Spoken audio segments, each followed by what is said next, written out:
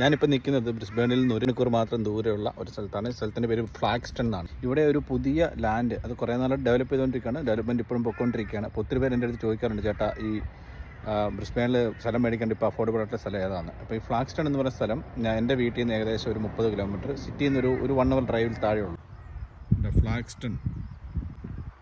ഫ്ലാഗ്സ്റ്റൺ display വില്ലേജും അല്ല, അതുപോലെ തന്നെ അവരുടെ ഓഫീസ് ഇവിടെ തന്നെ ഉണ്ട്.